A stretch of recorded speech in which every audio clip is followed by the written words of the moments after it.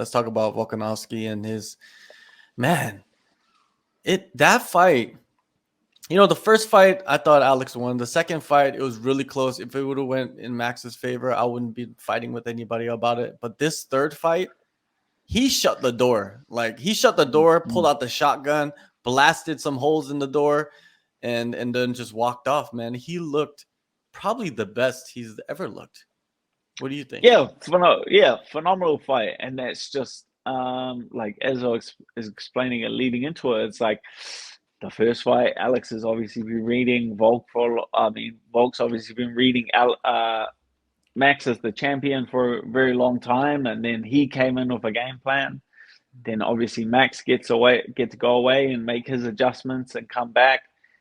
But then he obviously showed the adjustments that he was going to make, and it was Alex's turn to make the adjustments, and which he did, which is he kind of did more of the same, but at a higher volume. I feel like that real difference in the fights, where it's like Alex really showed his difference, was Max tried to just up the ante. Max tried to just bring more pressure to Alex and get in his face a little bit more, and that as I was saying, like the more you get in Alex's face, like the more that's going to lead to a downfall, which is exactly what happened. Like Max tried to pressure more, which you could see from the opening round, and it backfired. Like Alex was saying it leading in, he's like, you're trying to play mind games, but it's backfiring. Like you're just geeing me up. Like you're just giving me more energy to go into the fight. It's the same thing with when he was actually out there and he tried to pressure Alex a little more and get in his face.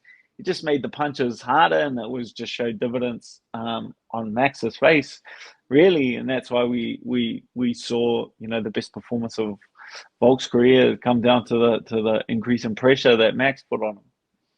How about that cut on his eye? That just became bigger and bigger. It was deep as hell too, because the cut man was like sticking the Q-tip, the thick Q-tips, but it was like inside the motherfucker. Like that was. Q-tip, I'm surprised. Q-tip disappeared. Yeah, the Q-tip disappeared. That was that was wild. That's the wild part about it.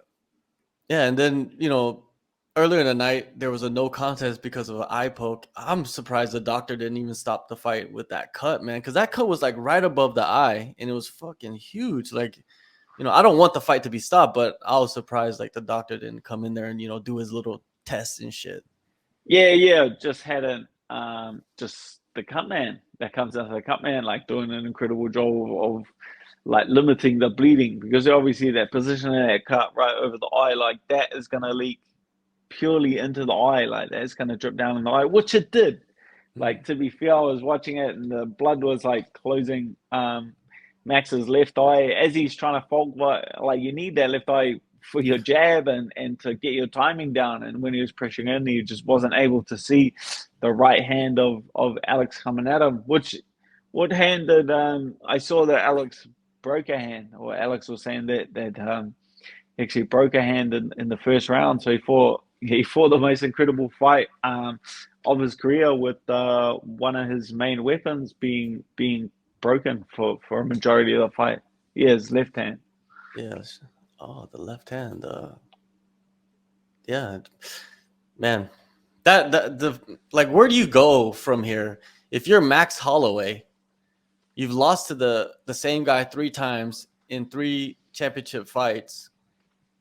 Do you hang around and fight more featherweights until maybe Volk leaves the division or loses the belt, or do you go up to lightweight and fight a lightweight?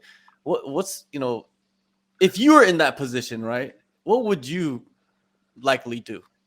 I'd say he's probably gonna stick around at featherweight. Like it's obvious that Max and Volk of like a different level than the rest of the featherweights. It's like you still have to like wait and see. Obviously, if Alex came out and said like I'll run both divisions, like I'll chop it, which is a tall ask. You know what I mean? And they you can see that like with Connor, like when he moved up, they were trying to strip him of two titles because it's hard enough for a champion to prepare for maybe 2, 3, 5 round fights a year. What are you gonna do 6 5 round fights? Like it's just hard. Like it's a hard ask to be able to manage two divisions chopping and changing. So I don't see Max offer that performance like there being like that big of a call for him to move up to lightweight.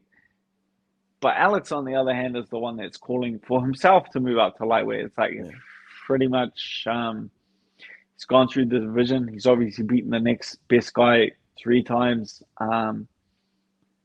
There's no one really like. Obviously, the Emmett fight's there, but it's like like it Yeah. wasn't like he beat Cater, but did he really beat Cater? Like it wasn't like that Yeah. impressive of a performance. Like, I feel like there's no one that's left in that division like standing there like, what about me? Like, I've got the next title shot. It's like Volk can do Emma, or Volk can move up to like it's in Volk's hands, and obviously Volk moves up, then Max is going to have more success down there at featherweight and potentially work his way back to the belt. But yeah, a lot of what Max does comes down to what Alex does.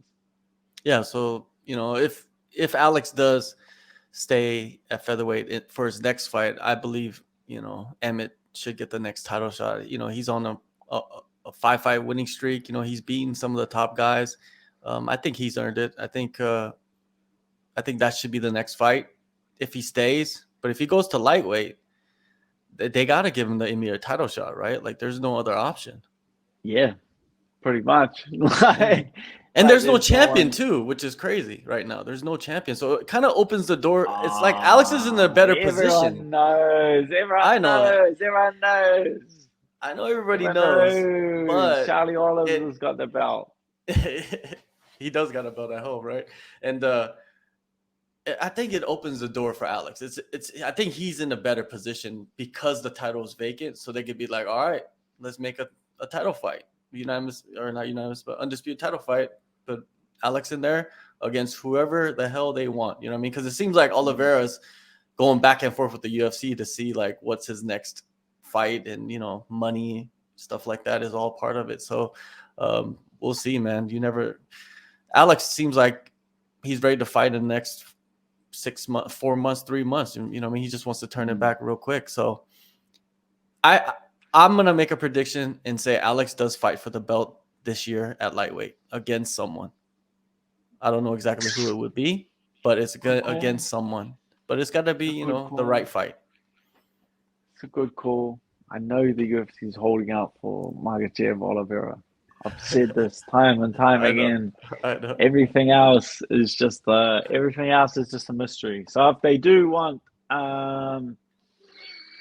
if they do want Oliveira to fight before then and rush through a featherweight lightweight unification before that fight comes up, then I feel like it's a strong possibility. But yeah, it's gonna just come down to a lot of stuff behind the scenes. You know what I mean? Like, there's a lot of stuff that we're not privy to as the fans, like sitting there and watching. The negotiating table is obviously, our perspective of it is very different from like the reality of the situation. There's a reason they stripped Charles for his title. Obviously he's pushing for more money and holding out for more money, and these kind of things happen. Exactly. We don't know what the hell is going on in those boardrooms between, managers and UFC or whatever the hell, matchmakers, the lawyers, all of that stuff. It's unique.